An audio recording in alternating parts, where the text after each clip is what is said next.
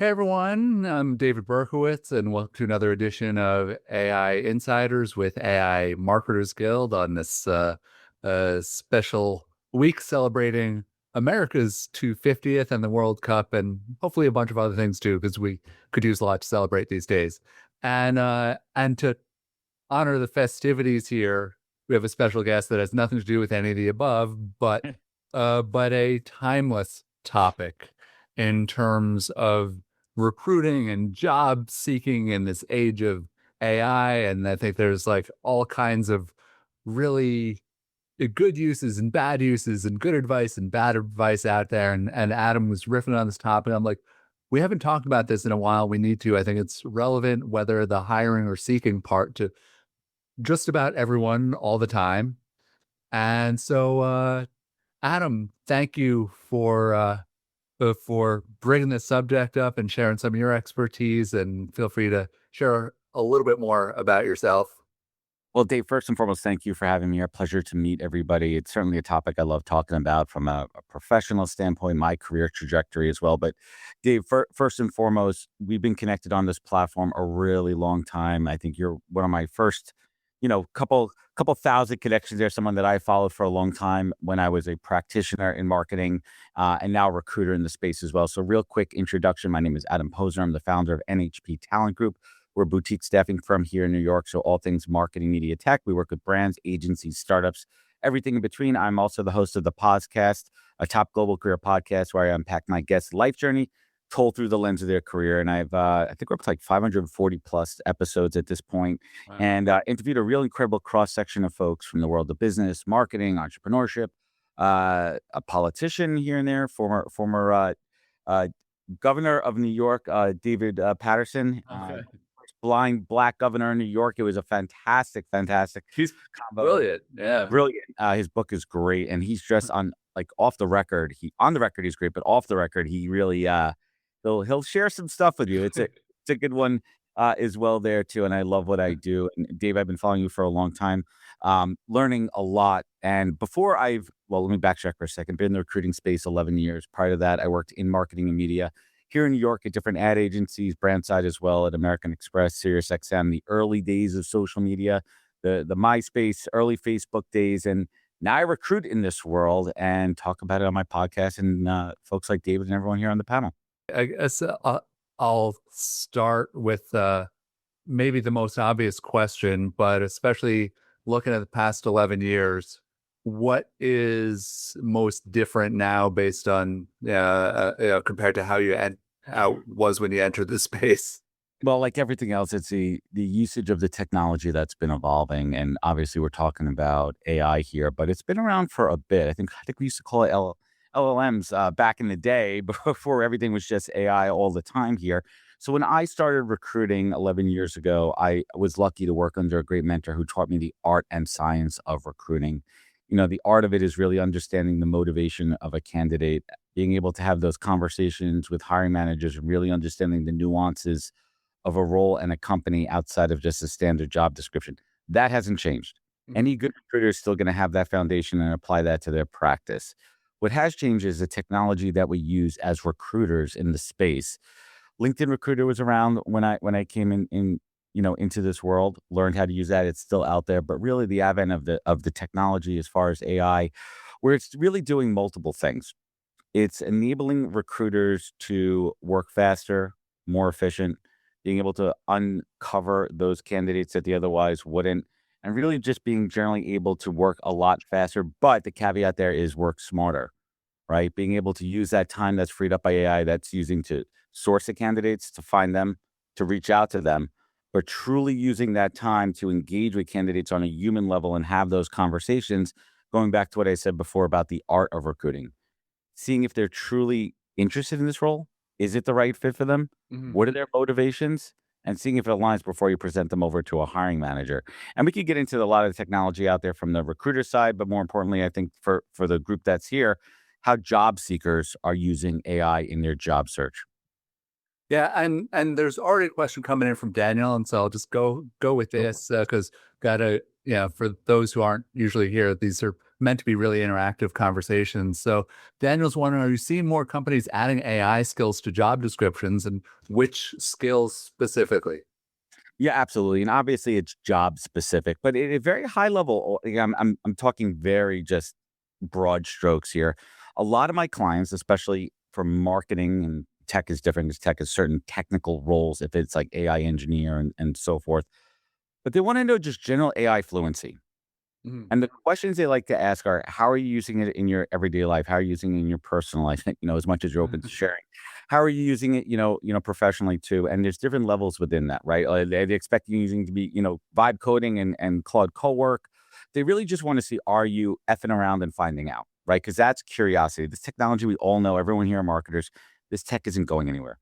And if you're not at least messing around with it in your own personal way, if you're using it for your career or anything, then you're going to be extinct because it's not going anywhere. Mhm. And they want to know how you're using it. They want to know what have you found that works, what hasn't worked. They want to see curiosity, and that skill and trait of curiosity is something that hasn't changed in 150 years. Of modern marketing, of what we're looking for. We want Well, curious people. and how much of an issue it's fine. I was actually talking to a recruiter friend yesterday who said that there's some folks that are just getting so burned by these AI created resumes that then, I mean, either hallucinate or just overly inflate skills. How big a problem is this for you in your dealings with both sides of the equation? Yeah, it's rampant, and you have to give grace to seekers, especially folks that have been out of work for a long time. They're trying everything in their power to find a job. They need to be able to put food on the table, and they're being and I made a kind of a post about this morning on LinkedIn. There's a lot of rage bait out there. I was rage baited, but it's really a lot of these products and services that are reaching out to job seekers to say, hey, we could get you 20 plus interviews a week. We could, get you in front of hiring managers. Basically, what they're doing, a lot of these platforms, they're taking a job description, they're taking your resume, and they're using AI to match it as much as possible. And that's doing a couple things. That's a disservice to the job seeker. Number one, you have to be really mindful that they're not putting skills and experience in there that you do not have, and you cannot back up with the receipts. The other thing, they're kind of whitewashing all of these resumes too, where they're all looking the same. Mm. Us recruiters are looking at on the back end, and they look almost identical to a job description. There's no results in there. There's no showing this was the problem, this is the solution, this is what we accomplished, here's what the metrics were. It's missing. It's not in there. And they all look the same. So how do you start to tell people apart? It's making it harder and harder. The other piece in there is the volume problem. There is such an incredible amount of volume coming into inbound ATS platforms at these hiring companies, because these AI tools are just automatically spraying and praying resumes all day in. So these recruiters can't handle the volume. They're utilizing their own, AI tools in their ATS platforms to stack rank candidates. Mm. And again, when you're starting to stack rank them and everyone's stuffing keywords and similar to the job description, they're all going to look the same. And it's all taking longer. It's just a longer logjam. So I think we're in a race to the bottom. And so we've got Sally here who's asked a couple of questions that have a similar theme, and I know it's like a lot of pain that many of us feel on the job hunting front, and that's like, okay, like when you feel like you're doing all of the thing, right? Like you're doing the work, right? You're writing a cover letter, you're sending personal letter, you're showing why you're interested in that company, why you're a fit for that role. You're reaching out through personal contact, maybe like you find some way in, and you still get ghosted, you hear nothing, like what the heck do you do when you feel like you're doing everything right? I mean, I get this question all day long, and it's really mental mindset here. It's really understanding the factors that you can control and things that you cannot control. You could Mhm, control your level of effort. You can't control if someone responds or not. And that's a hard pill to swallow, especially if you're out of work, right?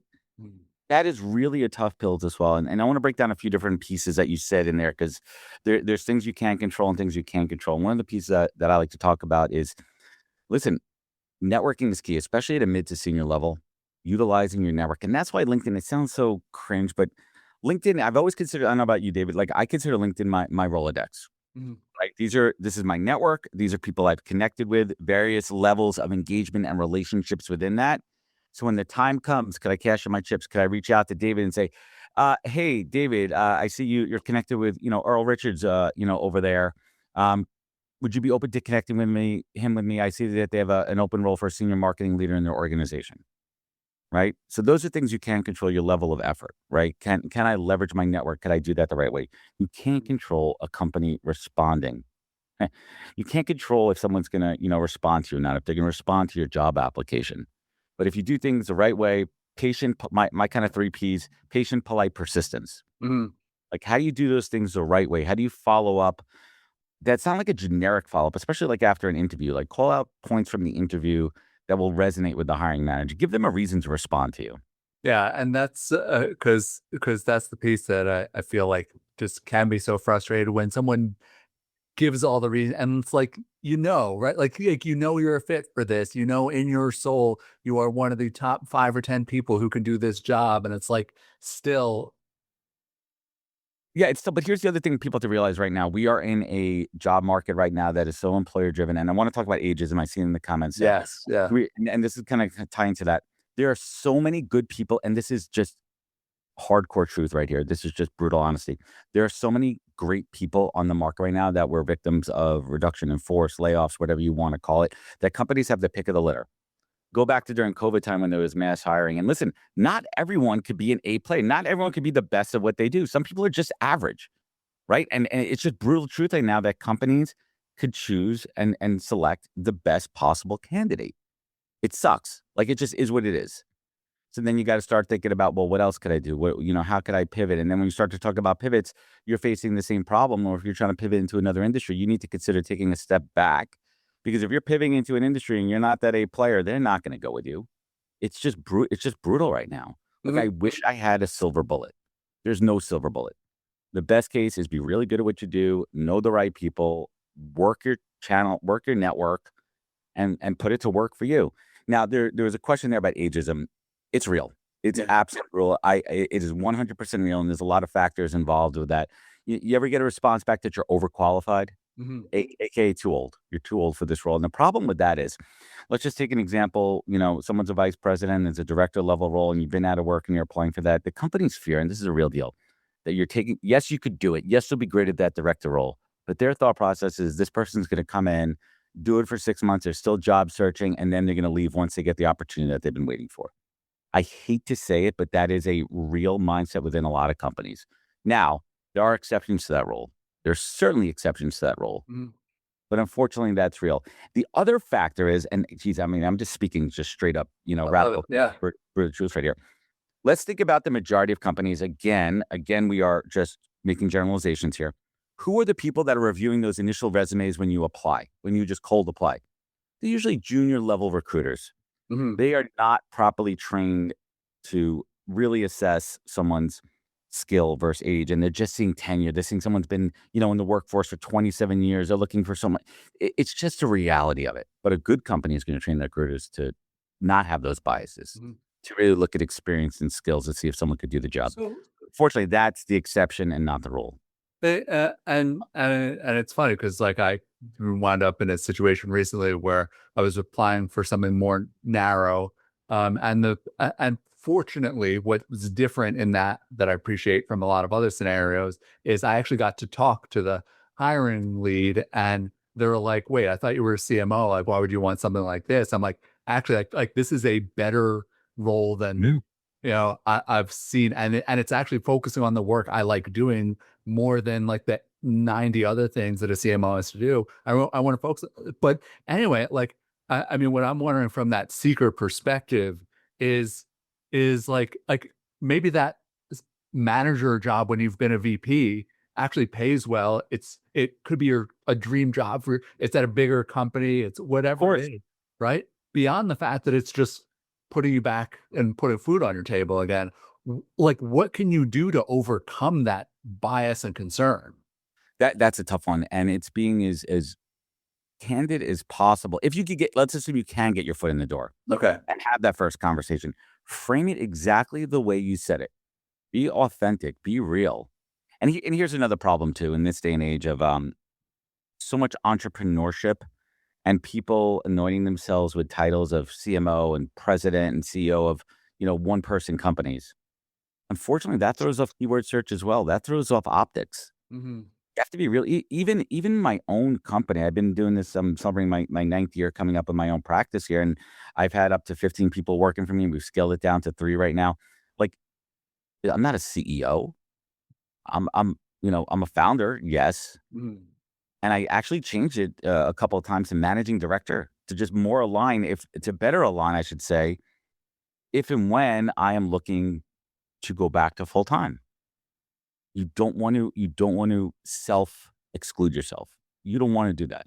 I've done that too, where even for running my own consultancy, I've often just put like marketing consultant Mhm. and kept it more, uh, muted. Like, yeah, like a CEO of a one person company. Like, I, I don't want to look for CEO jobs. Yeah. Right, like get tactical as well too. Like a CMO. There's also another thing too. A CMO of a 30-person company is much different than a CMO of a 10,000-person enterprise level company. Yeah. So just being like if you're an actual CMO, great, right? And And that since, title, sure. But a one-person company, like just be careful because again, like yes, you have the experience. Yes, you are, a CMO, but how does that translate in the job search language? and yeah, Sally was actually asking this directly, but for folks who've had these like C-level roles or like senior vice president roles, um, who are consultant, like, do you recommend any titles in particular while someone's doing their own thing? I like consultant, right? It just keeps it straightforward. And then you could extrapolate that on a conversation with a hiring manager. Like I was doing CMO level work while I was consulting for X, Y, and Z company. I Mhm. was partnering directly with this C-suite on these particular projects in a CMO level capacity. Okay. Putting CMO in there is it's gonna throw it off. And this is just, I mean, that's the value of this conversation right here. This is just straight talk, like straight Yeah. from the trenches. I mean, after our session right now, I've 2 interviews with director level candidates that, one of them was a senior director. The other part too is title alignment. Yeah. Not every company and organization, title, salary bands. You just have to be mindful of it. And I think it really kind of goes back to lack of training of junior level recruiters that are looking at inbound applications. Mhm. There's just lots of problems here. The process, and inherently, the generally speaking, the job search process isn't terribly bad, right? And we haven't figured out a solution to that. We haven't figured out something else than the resume. The other problem is the resume just shows you what you did, not really who you are, right? It's just a laundry list of where you've worked. Like, what does that look like in the future? Are we moving this more towards, skill-based experience? I've seen great products out there with like video resumes. The problem with that are folks that either don't have access or they're neurodivergent. There's a lot of, X factors within that too. I mean, I love the video products because it allows somebody to showcase their abilities and skills. The other side of that is not everyone's great on video. Not everyone is super articulate and could, talk about their experience and they haven't had that kind of training. So there's biases and everything, but at least there's companies, products, and tools out there that are trying to change the game. Mhm. We talk a little bit about like, this concept of a resume locker or of verified roles. That's another huge problem right now in the market is fraud. I forgot what the number is, but there's a ton of fraudulent applications coming in from for many different reasons. Are we moving towards this future of moving your experience online on chain with verified? Adam Well, worked at American Express. Adam worked at SiriusXM for this time. Adam worked at VaynerMedia. Adam launched NHP Talent Group, and it's verified by IRS tax filings, right? Like this is all verified information to combat fraud and show digital receipts, almost like a well, passport, right? I mean, it's funny. One of the other thing I put in the chat how I launched the site I'm findable for job seekers, but I also more quietly launched this one, Slam That Scam. And one of the first things I put on there is a bunch of recruiter scams. You can actually send a scam email to report at slamthatscam.com and it'll dissect it and like give people the actual call outs for what to be warned about. And I know there's so many of them that it's like, it'll come from like, talk to your recruiting firm Yep. or Fortune 500 company, but it'll be like John, dot like Heydrich, at gmail.com. It's And got then the scammed. rest of it'll look so legit, but like you have to really be on guard for that side of things too. Yeah, let's talk about that for a second. I've been getting a lot of messages. Somebody is doing Adam Posner at Executive Search, and people are emailing me back and asking me, "Is this real?" I'm like, "No, that's fraud." Mhm. There's so much fraud out there. It's data mining, it's deception, it's getting you into other email lists. I mean, I could go on and on, what that looks like. There's a couple questions here about ghost jobs, and that's another thing with companies too. And I wish companies didn't do this. The companies that just put roles out there to pipeline, to Mhm. fill their ATS platforms, to database it.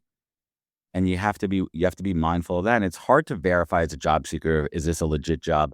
Um, to your point, check the email addresses like carefully. It could be Mhm. one point over. It could be one period in the wrong place. It could be, a symbol instead of a letter. There's subtleties like .io versus .com. Like check the domain names. One way to do that is cross-reference to see if you know somebody that works there. That's the lowest hanging fruit, right? Like I know Dave works at this company. I'm going to look at it. Like you could also Google search it. There's a lot of things like use AI for that as well. Another fun thing, it's a little off topic on the job search. Something that I did recently. I have a very interesting background. Let's simplify this. 15 years as a marketer, Mhm. 11 years as a recruiter, 8 years in podcasting. So I started to mess around. Specifically, I was using ChatGPT because it has my most history. It's the most information I put into that. I'm still messing around with Claude. So I went to my ChatGPT that I've been in the last year and a half, and I said, based on what you know about me, and I'm simplifying the prompts here, help me design the perfect role for me. Mhm. Help me look for blind spots of companies, opportunities that I may not be thinking of Mhm. and work it. Keep questioning the chat, like the GPT. Just keep questioning it. Be curious. Go down those rabbit holes and you will find those aha moments. Like, oh, I didn't think about, I didn't think as a marketer that working in the industrial glass industry would be interesting. But guess what? This company is hiring for, a senior level performance-based marketer. The company's been around for, 40 years, great management. They've evolved with technology. They're on the up and up. Could be a great opportunity. Like you Mhm. have to start thinking outside the box when things are not going well for you due to factors that are out. You can't control the market and you can't control responses rate. You can only control your own responses and your emotions. And Well, you have to and there are more questions coming in about LinkedIn. Is it just a just like waste of that. time to respond to a job there? Nah, I mean, you mean to like directly apply? I mean, you look at a role and you see 100 people have already applied in the first hour. A lot of them are bots that are auto applying there too. Here's the deal. Like, as long as you don't have to recreate your resume and you're auto applying, like I say take your shot, but really apply. You always have to apply. Here's the deal. Any job, no matter what, if you're coming through the back channel, you're gonna have to apply eventually to technically get your resume into their applicant tracking system to follow you through the pipeline as a candidate. It doesn't hurt. But what you should start doing is going down the rabbit hole. As soon as you see a role, go to that company, see if you know anybody who works there, see if you could reach out to them and set up an intro chat. Or a lot of companies have internal referrals where they'll make a buck or two or some kind of bonus if they refer somebody. And take a look at secondary connections. Secondary connections are extremely valuable. I don't know Sally directly, but I know Dave knows Sally. Hey, Dave, Right. can you introduce me to Sally? She works at XYZ company. Yeah. I've known Adam for Gladly. 10 years. He's legit. Like, Adam's legit. I'm gonna make that intro. Good people meet good people. Put Right. yourself out Mhm. there. Like, just listen, I've had stints of 8, 9 months out of work back in the day. Like, it is brutal. Mhm. Yes. And you have to step out of your comfort zone. You can't get into this mindset of repeating the same actions daily. All right, I'm gonna log in at 10 AM. I'm gonna apply to a bunch of jobs for an hour, and then I'm gonna sit back and wait for that to come in. No. Being on the job search is the hardest job you'll ever have. Yep. Aside from being a parent, but that's I was gonna say, yeah, you covered the top 2. yeah. Oh, And now I'm a turtle parent. We have a long story. We rescued a baby turtle in my pool ah, that got out, and now I'm taking care of it when my son's at camp for this summer. We'll see how that does. And this is a tough job for me too, being a turtle parent. But well, and you could I posted on it. He's adorable. His name is Phil, short for filter. So that's where I found him in the filter. But that's my job right now is baby turtle fitting Phil. well, Phil could be with you in the retirement home, so these things last forever, so I know my buddy warned me. He's like, those things could get to 30 pounds, and yeah. it's a red ear, it's a red-eared slider. So we'll see how it does. And by the way, I use ChatGPT told me to actually I should put this thing back, but my son's love for it is kind of overwhelming. So we're gonna see how this goes. But I use ChatGPT to understand and take pictures of it to identify the type of turtle it was and how I should care for it and the tank I should set up. Like again, even things that aren't job related, when you're using the technology, going back to AI, you're going to see what works, what doesn't. You're going to learn about prompts, right? You're going to see, like, did it get me to the right answer? And again, do not take it as gospel. Well, Do not take everything it says. So cross-reference and, trust and verify. we will stick to debating you on job search advice and not so much on pet rescue advice. So, but Sally, is there more you wanted to chime in with? Oh, yeah, thanks. Hey, this is a great convo. We should definitely share this, the recording on LinkedIn, because you're going to probably get a million hits. Yeah, a couple of things. Like qualitative metrics, even like all of us over the years have gotten all of those LinkedIn recommendations and they say wonderful things. Like, what if you exceeded expectations globally and it's literally a quote? Like, can that also be part of a resume, to your point about personalizing it? I think it helps. I think it helps, and it really depends on the recruiter and the hiring manager. Pardon my French. Do they actually give a crap, right? Are they really looking at that? Due to the high volume, and obviously when you go up the ladder in seniority, the funnel is going to close. I'm sorry, the pipeline of the available qualified candidates is going to close. So those accolades are going to be your receipts, as long as they're coming from the right folks as well there too. I think good hiring managers will look at them. How do you structure them into your resume? Is it a second page? That's the other thing too. Don't be limited by thinking you have to fit your resume onto one page. What you should do, especially as we get past that 20-year mark in our career, and we've had lots of roles, some of us too, you could truncate it, right? Like, keep your first 3 roles, your most recent 3 roles, full Monty.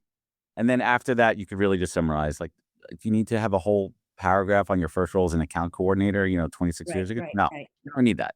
But it does show the career trajectory. Okay.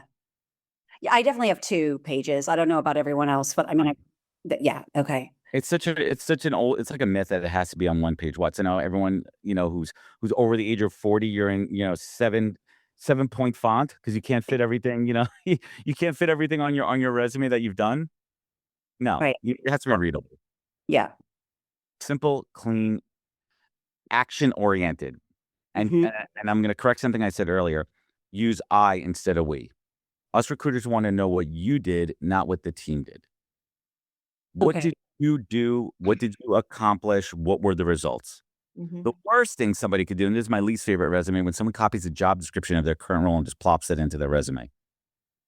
No. Adam, I've gotten just the opposite advice from other recruiters. They go like, you don't sound like a team player because you're always saying I instead of we. Disagree. The team part comes out in conversations, especially if you're a people leader, you're in management too. You could speak about your approach to leading and managing people too. But at the end of the day, what did you do? What did you accomplish? What did you own? Right? We is kind of deferring, we did it but what did you do? What did you do? That's what I want to know. I wonder how you figured it out. Theo, how did you figure it out? It's so funny. It comes from the agency side too, right? Where you see the same work on 1,000 people's profiles, like all these people, with the famous Oreo dunk in the dark tweet. I worked at 360i on, and I had a few dealings with Oreo, but people are like, "Can you say what it was like?" I'm like, "No, I was not in that room." So actually talk to the people who did the work and came up with it. But if you were the copywriter on that, own it. Yeah. I wrote that line, "tweet in the dark," that tweet for Oreo, when the power went out. What was it? Yankees are in the play. Yeah. Not talking about turtles anymore. That's awesome. Yeah.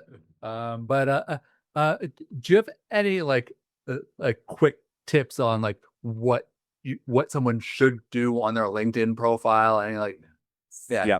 I think it comes down to your headline and being very actionable on what you do. I think that you also need to have, this is from a search perspective, you need to have, the industry that you're working in. That's very important on that too, for quick scans. And also, I see a lot of folks don't enrich their experience. They just have their titles and the companies they worked in. Start to take some of those key pieces from your resume. I'll give you an example too. Right now, I'm doing a search for a PR company that specializes in beauty. And I know other agencies that are in this space. But if I look at someone's LinkedIn and I don't have their resume and I know they work at a firm that does beauty, I have no idea that they worked in any beauty accounts. So if you're on the job search, make sure you enrich your your background on LinkedIn. That'll help from the. I would say I'm making this number up. I would say I probably looked over 20% of candidates who might be great for this role, but they don't specify beauty experience. I'm not going to bother reaching out to them because I need to focus on the exact search. I'm just kind of making it up there. I can't reach out to everybody. I need to be laser focused my time and my efficiency and my metrics. Yeah, so be specific on your LinkedIn as much as possible, and use LinkedIn as your billboard, right? Like, and it doesn't have to be like humble brags or anything, but if you're on the job search too, with another really nice piece. And listen, I don't judge somebody if they don't have a robust LinkedIn. I'm not gonna be, oh, their LinkedIn is not, like mine. No, everyone has their own, appetite for LinkedIn, how much they want to spend on it. But if you're on the job search, a great thing you could do is you look at the news feed on the right-hand side, you see a relevant article, repost it on your feed with your thoughts. Show me that you are interested and you're up to date. A lot of things when I'm working, like in marketing and media roles, I go, Sally, what do you do to stay up to date in the industry? What blogs are you following? What podcasts are you listening to? Like, how are you staying up to date on the trends? Are you going to any of the conferences? Are you following recaps from Cannes? Like, what are you doing to stay in the know about what's happening, evolving in this industry? Especially at the senior level, we want to know that. Specifically, I actually literally say that I'm a recognized voice on communications and AI, blah, blah. And I actually have started saying active member AI Marketers Guild. Love it. Like, you can't say that it's legit. I love the receipts.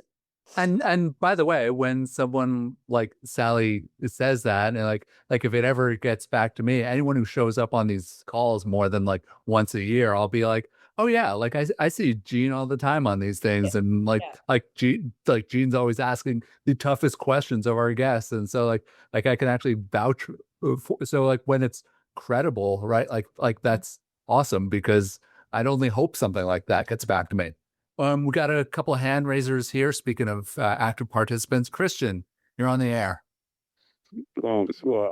So what are your thoughts about putting your personal brand on your resume and on your LinkedIn, incorporating that into the framing of both pieces? Well, it really depends on the role that you're going for, right? Like if you're in marketing too, and to the extent of that, like if I work in influencer marketing and I'm a food influencer, I want to show that I practice what I preach, and I want to showcase that I put those skills into practice. I think it comes down to, again, another broad stroke comment is what are you sharing there, right? Like if some folks are into some stuff that might be controversial, or it might, like, your personal brand is something, as long as it's something that you feel is going. It's personal insight. It's how you work. It's why you do it. It's how you do it. Your methods. Your secret sauce. I think as much as you want to share, right? I think that it's helpful to show that side of you as well too, as long as you feel confident in the outward optics, I should say, right? Like, is this not going to be too polarizing of a take, where a company may not want somebody this loud saying things? So you just have to be kind of mindful about it. I hate to say that, because I'm in a position where I'm a solopreneur and I have a podcast and I have a platform and I could be as loud as I want. And so it's tough for me to say that. And I'm not on the job search right now. I mean, the reality is, like, in this day and age, like, people are easily offended. You just got to be careful what you say. It sucks. It does. But if you have a personal brand where you're talking about careers and work and things of value that are relevant to the career that you're in, then why not?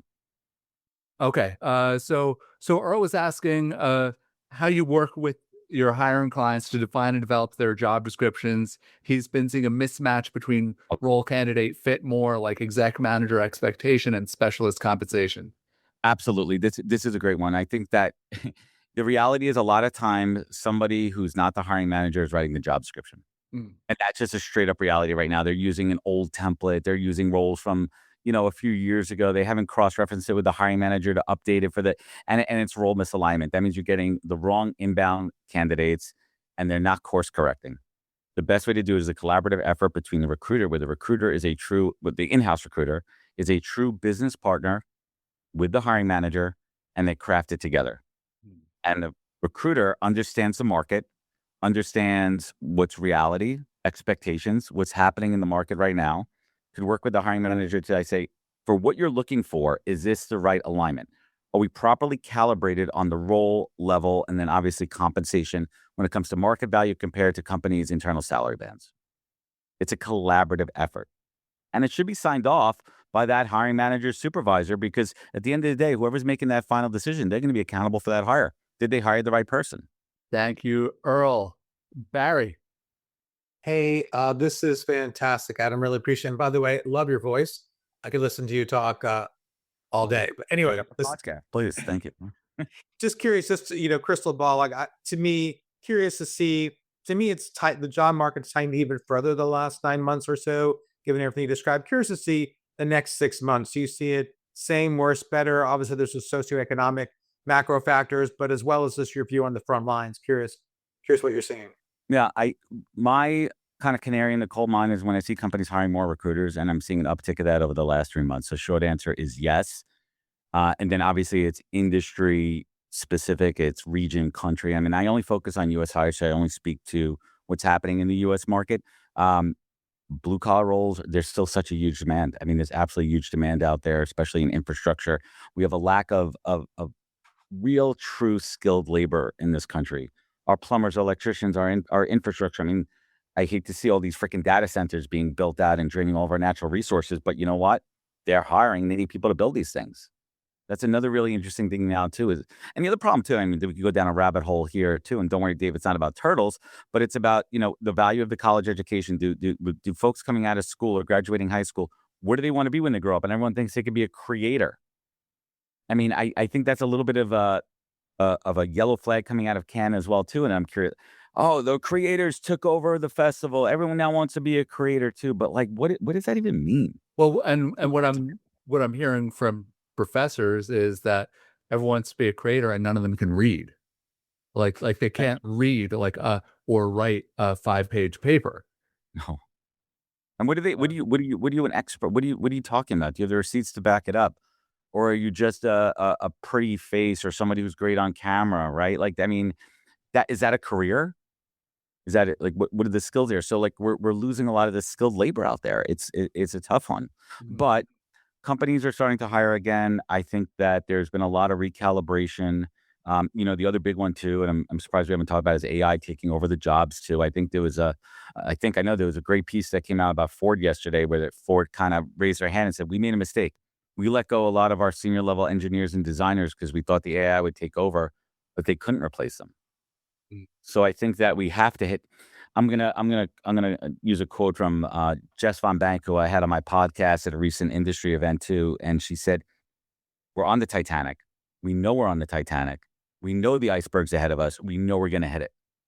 And I really truly feel that way. That we need to kind of hit rock bottom to see what the worst is, so we could get back to analog. Let's get back to analog. Let's get back to understanding what the tech could do, what it can't do, and what humans could really do. And I think that it's just a recalibration, and we're going to get back there. It may not look the same. Roles are evolving, right? I mean, everyone uses the analogy going from the horse-drawn carriage to the automobile. You have to evolve with the technology. The jobs changed. We went from 80% farming in this country 150 years ago to now, right? Like it's an evolution, and we're just in the middle of it. And so, I mean, you talked a bit about how you're using AI differently. I'm just curious, like how much you're seeing in terms of, because companies have always tried to see if they could avoid paying recruiter fees, right? Like no one wants to. If they could just they just know the dream candidate, then hey, that saves them a few bucks. But are you seeing companies trying to just use AI to find candidates directly? And of course, of course, you still have to reach out to them and still engage them. But that's just those are sourcing tools. The thing is, it's the higher level roles and it's the value of the network. I know for certain roles that I've built relationships with candidates who are in this industry, in this vertical, over the last 11 years, where when I first met them, they were a manager. Now they're a vice president 11 years later. Now they're in a decision to make hires. We've built the trust. They know this is my world. And they want to reach out to me because they know I've curated a quality network of folks. Maybe they're looking for roles. Maybe they're not. But at least that's my world. What's the sourcing tool going to do? And I use sourcing. I mean, I literally have the screen open right now of the sourcing tool I use. What that does is it makes my search faster. But I still have to reach out to them. And yes, I use, CRM. But what I am not doing is using agents to go out and reach out to candidates without my hitting the send button. I have to put eyeballs on every candidate that gets an email with my name on it. I will not compromise that for anything because that's my reputation and my brand. And do you even do anything differently now to be like, this is like, because like if I get an email from someone like you, I'm like, now my guard is so way up, right? Like, so do you do anything differently to show that this is really you, Adam, and you have a real role? Like, please respond. I'm human. I get probably 1 or 2 emails a day asking me to verify if this is a real role from me, from my email address. Luckily for me, the tools that I use, the AI personalization within those outreach emails is so dialed in. And I've messed with the prompts. I've tweaked it. I've looked at my response. I mean, I'm a performance marketer at heart for 15 years. I had to A/B test subject lines. Let's go back to some old school marketing techniques here, right? What's cool is that technology has made it so much easier to A/B test. You get, that it'll automatically optimize sometimes too.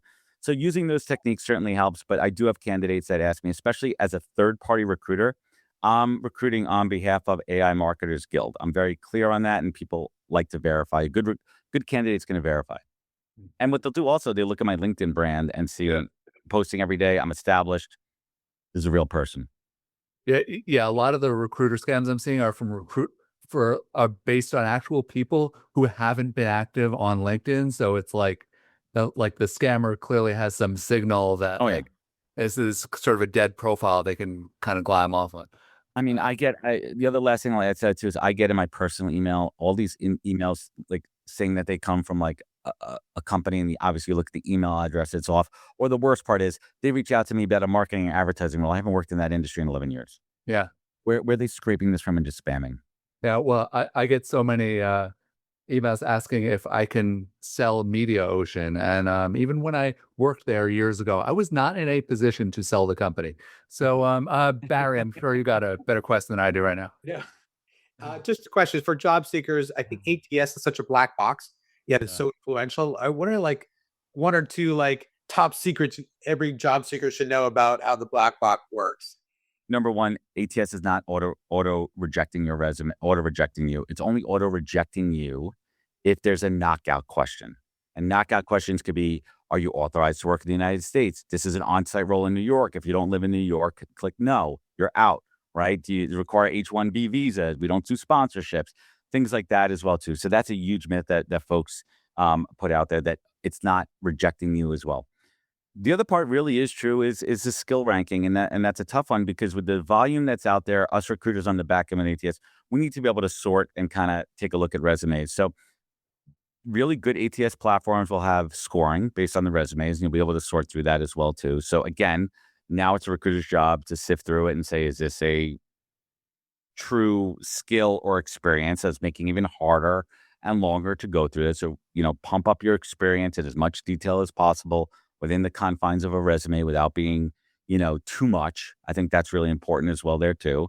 And back it up with the receipts. All ATS platforms are different, but at the end of the day, an ATS is a digital filing cabinet. I mean, that's really what it is. It's to manage workflow and pipeline through a company, to get feedback from hiring managers, to manage the candidates that are in the process. And that's what it is. But it's not auto rejecting you unless it's a knockout question. And here's the other thing too, as a recruiter, it really is true. It's cliche, but it's true. I can review a resume in 6 seconds to say yes or no, do I want to keep reading it? There's a caveat on that. I get so many applications from completely, a nurse applying for a technical, like, you know what I mean? Like there's some things that are just not going to fly, and you can see that really quickly and reject them. And then you have time to deep dive into folks that look interesting. Like, this looks interesting. Let me go deeper to see if this is going to be a good fit here. Have you come across any AI-related tools for job seekers you actually like? No, because I don't use them, so I really can't speak to any of them. And I haven't gone back to somebody and be like, oh, your resume is great. What AI tool did you use for this one? I just haven't had that conversation.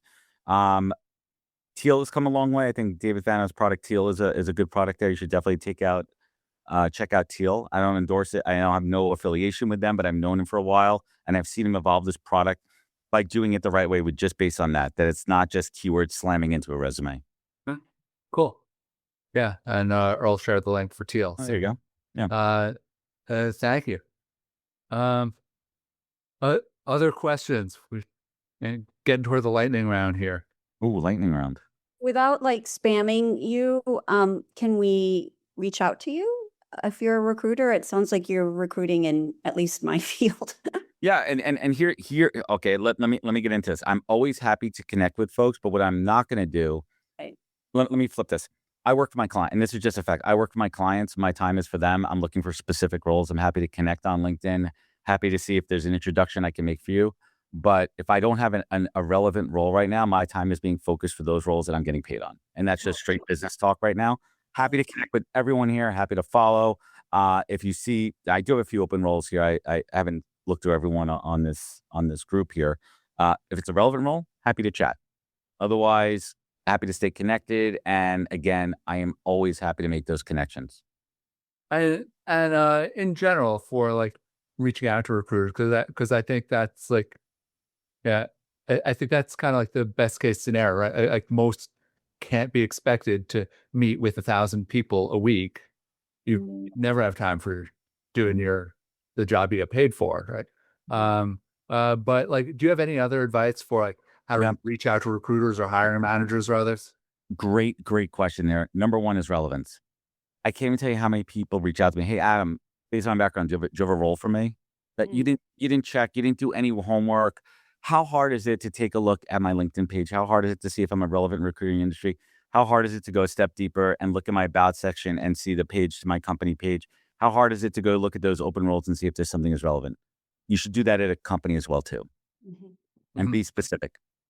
Hey, Dave, I see your company's hiring for this specific role. I've done this for the last 15 years. I applied to it. I'd love to have a conversation.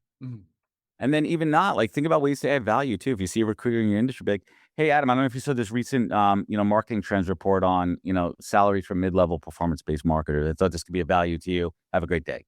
Oh, cool. You're adding value, the value pendulum. I'm going to keep you on my radar. I remember when David sent me that. That was cool. I'm going to help him out right now, right?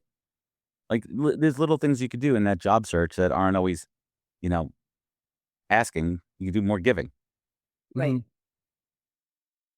Yeah, and it's so funny with with that kind of just like relevance and timing thing. And I did a double take the other day because I got an email back from something I had sent to a CEO about a role in January, and my own situation changed since that. I was like I'm like, wait a second, and I heard nothing since then, right? And I knew the person too, and we had like a mutual intro, like checked all the boxes, went into some void. I'm like, okay. And actually now he wants to do some partnership with AI Marketers Guild. And I'm like now we're talking, but it's just like amazing how much timing is everything, right? Like, So that's I mean, here's another interesting point just to kind of, you may apply to a job that's been open for 3 months and they already have candidates in the final round and it's just timing. You just applied late. Like that's just a reality check right now. Like, hey, we have the job open because we didn't close it for some reason. The recruiter doesn't manage the job description posting. I'm just making this up. It's still up there. They're still getting inbound jobs, but we already have 3 people at the finish line. Thank you so much, Adam, for regarding your insights about the collaboration. One of the biggest challenges I've seen, at least in my particular line of work, is getting clarity in terms of the level that recruiters or your hiring clients are looking for in terms of their candidate, right? You have that whole purple squirrel problem where they're looking for somebody who's a specialist, a manager, and a director level, but and then there's always the fit between the compensation. I know you touched on it, but that's kind of thing I've been seeing in my job search I've been doing for the last couple of months.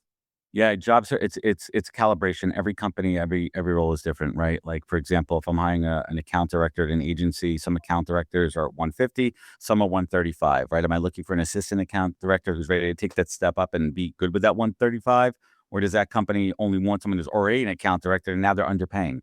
It all comes down to alignment and calibration. And that is my day in and day out all the time.